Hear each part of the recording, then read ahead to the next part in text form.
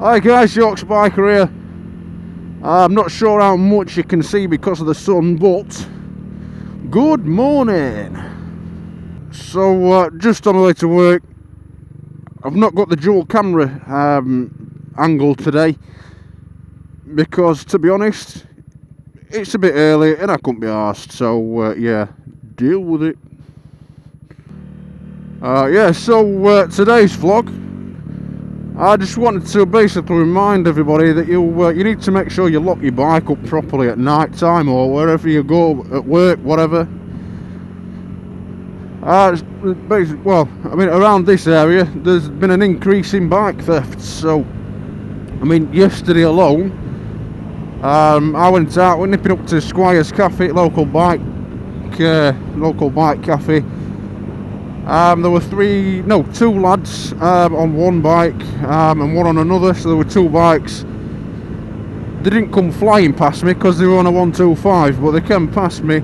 No number plates, no helmets or anything, so it's quite obvious that them bikes were stolen.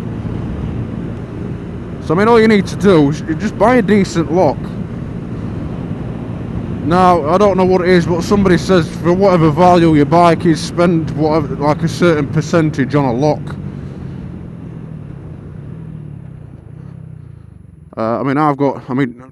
To be honest, I've not been putting mine on recently, but I need to. I've got two disc locks. I've got a big ball bearing chain that you really won't cut through it at all. I've got loads. It's my pride and joy. Now, if I came out to go to work one day and it had gone, I think I would actually cry.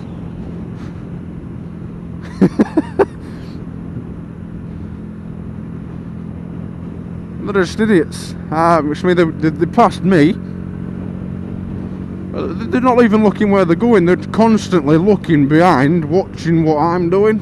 But I'm not really bothered about chasing you, to be honest, pal. My bike's worth more than having a race with you.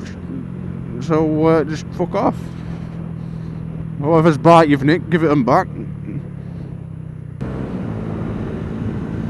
Yeah, so to lock your bikes up, guys, don't give anybody any opportunity to take yours. And speaking of bikes as well, funnily enough, on a motor vlogging channel talking about bikes, I've been getting, obviously I know the quotes won't be exactly the same when it comes to getting a bike, but I've been doing a few quotes on different bikes, and I was quite surprised really. Now, I did a quote for now I'm not necessarily saying one of these bikes is what I'm getting. It's just a thought. Oh, voice went a bit. Just a thought. Just a thought. Now, I did one for a 2005-2006 model Kawasaki Z750. Now, fully comprehensive anyway is damn expensive for me at the minute. So I've been doing third-party fire and theft. Now, for a Z750, it came back, I think it was £504 for a year, and that's with pillion cover, breakdown cover. The only thing it doesn't cover me is to ride other bikes, just because it's not fully cover. Now, I think for a 750 bike, £504 for the year, that's not bad at all. I mean, for this I'm paying £540, so a bigger bike, it was actually cheaper to insure than this. I'm guessing it's just because of the age. So that was Z750. I did one on a Triumph 1050 Tiger. I did that on a 2009 model. Because my dad's had one. Obviously, an older bike's going to be cheaper to insure than a new one, so I'm not particularly arsed about a brand new bike. So the 1050 Tiger, I can't remember exact figures, but I think that came out at around £780 for a year. so still pretty cheap. Obviously more expensive than this and the Z750, but for a 1050 bike, it's not that expensive. I should have slapped his hand. And again, that was third party fire and theft, but that one covered me to ride abroad. Now that would be handy, because I would like at some point to go travelling. Not sure where I'd want to go yet, but it's an idea, something I want to do. All this traffic in the morning does my nutting. I'm glad I don't have a car, because it winds me up. Sitting in traffic winds me up.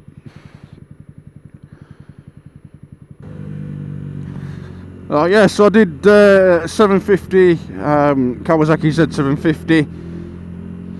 There's a 1050 Tiger. What else did I do? I think there was a 93 to a 95 model CBR 600. That's a sports bike, so it came out slightly higher. I think that was about £8,500 for a year.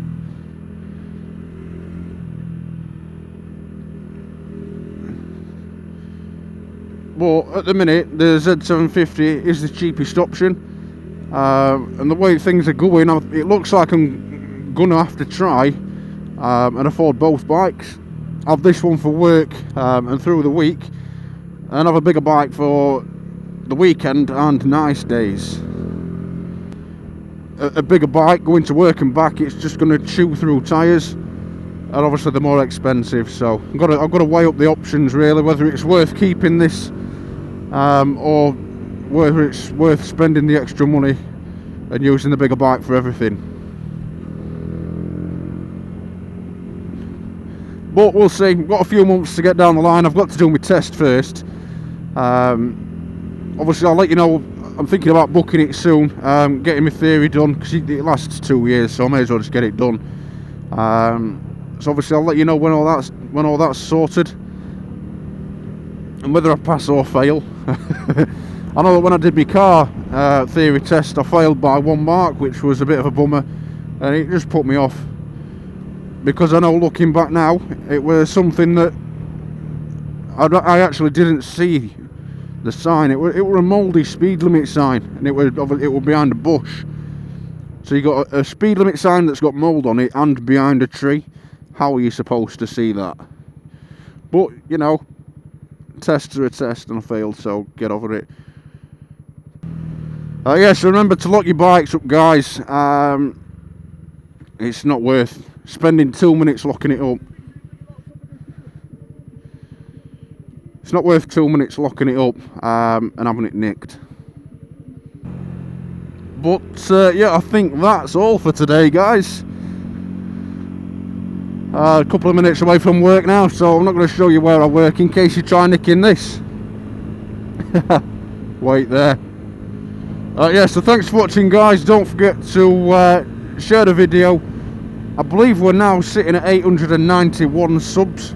So it'd be nice to get to 1,000 this year. So just try and get the channel out there as much as you can. It's much appreciated. Yep, hit the thumbs up button. And until next... The fuck are you doing?